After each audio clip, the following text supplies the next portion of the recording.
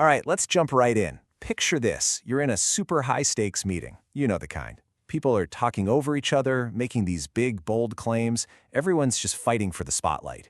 So my question is, who in that room actually holds the real power? Is it the person with the loudest voice? Or is it someone else? Someone who's just watching, listening, and waiting?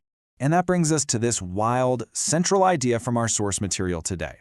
The loudest person in the room is the weakest. Wow. I mean, just let that sink in for a second. It's a statement that completely flips our whole idea of what influence looks like on its head. So, if the loudest person is the weakest, then who's the strongest? Well, it's the observer. And this comparison here just nails the difference, doesn't it? You've got the talker who reacts instantly, right? It's all emotion, they're looking for approval, and they just have to fill every single moment of silence with noise. But the observer?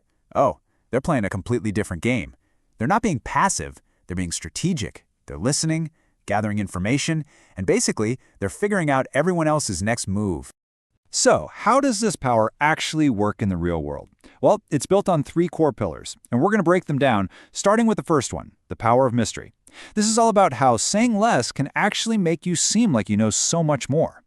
This gets into a really cool psychological concept called the enigma effect. Here's the deal.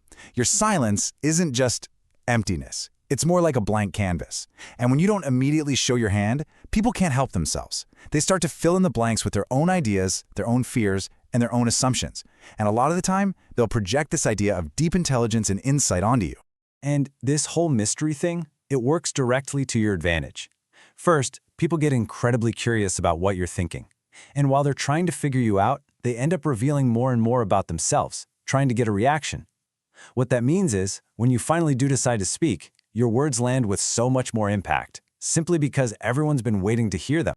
Okay, so let's move on to our second pillar, because this is where it really starts to build. We're talking about the power of observation.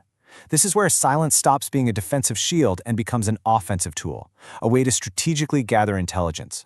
And let's be super clear here. This isn't about being shy or not having anything to add. This is about using strategic silence. It is a calculated tactic. See, most people are deeply uncomfortable with silence. So when you just hold back and let that quiet hang in the air, they feel this almost uncontrollable need to fill it. And when they do, they often reveal way more than they ever planned to. So think about it.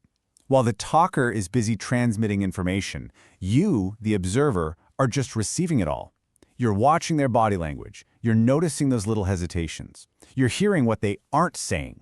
You're spotting the little holes in their arguments.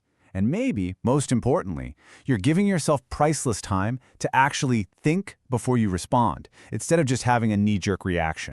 And all of this leads us straight to our final and, maybe the most potent pillar of them all, the power of self-control. Because at the end of the day, silence is the clearest, most visible sign of unshakable inner confidence. Just think about any tense negotiation you've seen, or even a heated argument. Who loses? It's the person who gets flustered, who raises their voice, who can't stop talking. They've lost control. But the person who stays calm, composed, and silent, they appear to be in total command of themselves and the situation. That, right there, is emotional discipline in action. This visual just says it all, doesn't it? On the left, you've got that impulsive reaction. It's weak, it's predictable, low impact. But silence creates that critical gap between what happens to you and how you act. And in that gap, you can choose a powerful, high-impact, calculated response, the one you see on the right. That space, that silence, that is power. Okay, so we've covered the 3 pillars: mystery, observation, and self-control. So now let's bring it all home. Let's talk about how you can actually put these principles into practice and gain that observer's edge. It really boils down to these 3 steps. They're simple, but they're definitely not easy. First, you've got to shift your main goal from being understood to understanding. Just listen. Second, watch everything, not just the words people are saying. Look for those non-verbal cues. And third, when you do finally speak, make it count. Don't just add to the noise, make sure your words add real value. So, when it all comes down to it, you're faced with a choice. Are you going to be the talker, the one constantly broadcasting your thoughts and reacting to every little thing? Or are you going to be the observer, the one who's quietly gathering information, controlling the flow, and holding the real power in the room? And that's really the final question I want to leave you with.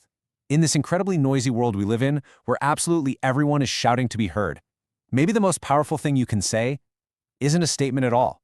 Maybe it's just your silence.